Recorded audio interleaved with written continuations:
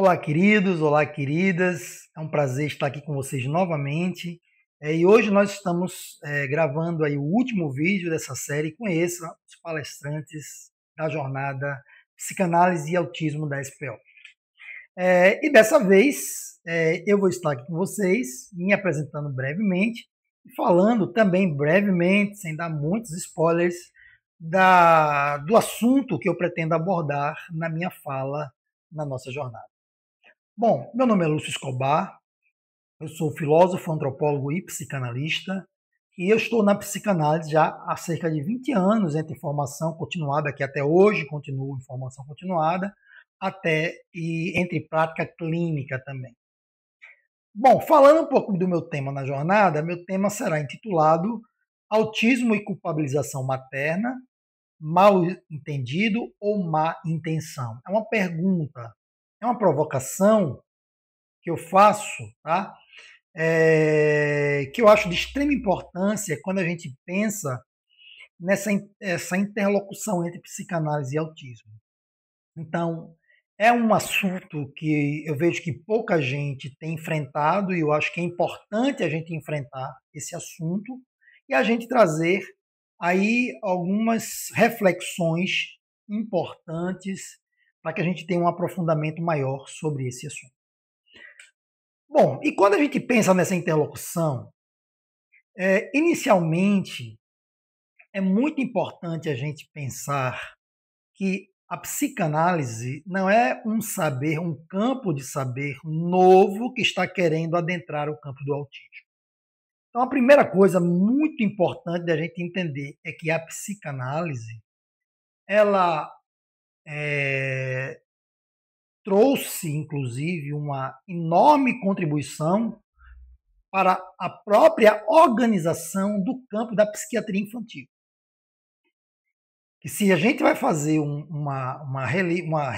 rever, né, um pouco da história do que acontece nesse campo, a gente vai entender que a criança ela era vista pela psiquiatria como uma miniaturização do adulto, ou seja, a criança era um adulto em miniatura. Todas as patologias que acometiam os adultos, né, por inferência, deveriam acometer as crianças. E a pesquisa e o conhecimento sobre autismo surge exatamente nesse período de organização da psiquiatria infantil. Tanto é que o autismo, ele inicialmente ele surge como um sintoma, né, da esquizofrenia infantil, né, que é uma psicose.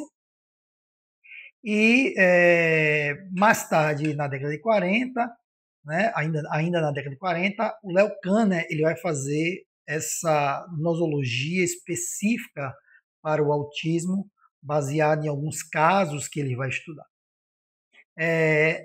Nesse começo, a psiquiatria infantil ela tem enormes influências, inclusive influências vindo da pediatria, e nomes, inclusive, como Melanie Klein, como Donald Winnicott, que são psicanalistas, que trouxeram inúmeras contribuições a uma ampliação desse conhecimento.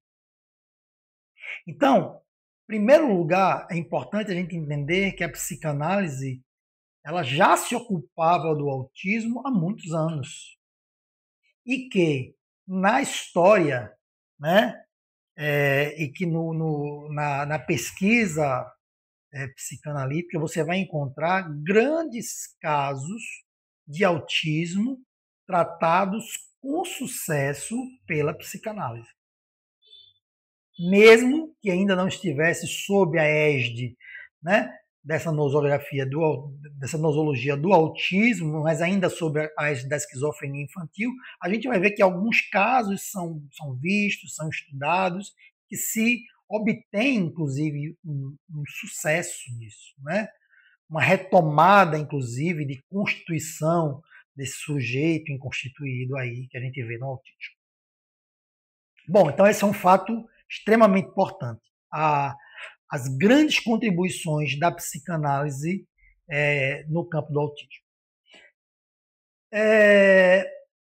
Então, apesar dessa grande contribuição, ainda assim a gente percebe que a psicanálise sofre uma exclusão do campo do autismo. E, para nós chegarmos no nosso tema, nós vamos ter aí como argumento principal dessa exclusão de que a psicanálise ela excluiu ou ela culpabilizou as mães, né, como causadoras do autismo em seus filhos.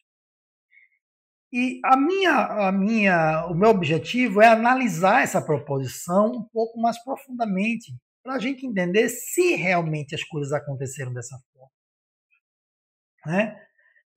E quais são os outros fatores que muitas vezes são imperceptíveis, que estão envolvidos nessa questão, que faz com que o nosso olhar se volte de forma negativa para a psicanálise, né? E a gente tem assim alguns, né? A gente não, alguns, né? Tem uma certa aversão à psicanálise. Para início de conversa, a gente precisa entender que os ataques que a psicanálise sofre não chegam apenas pela questão do campo do autismo.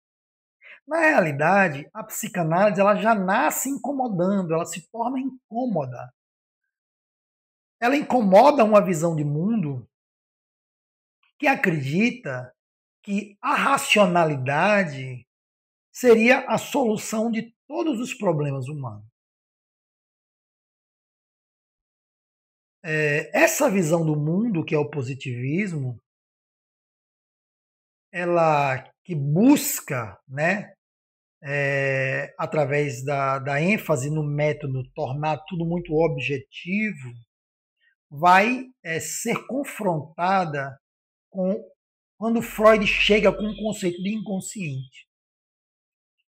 E quando Freud afirma que o ser humano ele não é senhor na sua própria morada, que a racionalidade e a consciência não conseguem dar conta da totalidade do ser humano. Então, a psicanálise já chega incomodando. Então, Freud, inclusive, ele, nas suas palestras de introdução à psicanálise, ele fala que os dois pontos principais da psicanálise são pontos que são tidos como as grandes heresias mundiais, que é o inconsciente e a sexualidade infantil. Então, a psicanálise já nasce incomodando. A psicanálise traz à tona conceitos que incomodam uma sociedade que vem de uma era vitoriana, uma sociedade machista, patriarcal, hipócrita, que inclusive estava prestes a colocar milhares de mulheres sob a égide da loucura, e que a psicanálise resgata essas mulheres, que são as mulheres advindas da histeria, né? Acometidas por essa doença histeria, que a gente vai trazer isso mais detalhadamente, e que os médicos davam pouquíssima atenção a esse grupo de enfermas, chegando a dizer, inclusive, que todos os seus sintomas e o seu sofrimento não passavam de fingimento. Então, nós já temos de cara aqui alguma compreensão de que essa questão em relação às mulheres não vem a partir da psicanálise. Inclusive, vem a partir de muito antes. Então, revisitar essas questões, entender melhor essas questões, que vai nos ajudar a entender por que essa exclusão da psicanálise do campo do autismo se dá.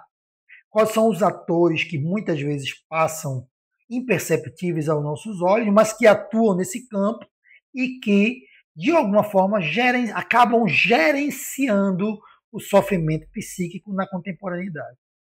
Então, essas são as minhas provocações e que eu vou buscar desenvolver isso na minha palestra, dia 12, a partir das 8h30. Então, gostaria de contar com sua presença. Não falte, nós vamos abrir depois para um momento de interlocução entre a gente, questões, perguntas, e eu espero muito que nós juntos possamos ampliar um pouco o conhecimento acerca desse assunto. Então, muito obrigado pela sua atenção, eu te espero dia 12, às 8h30. Grande abraço.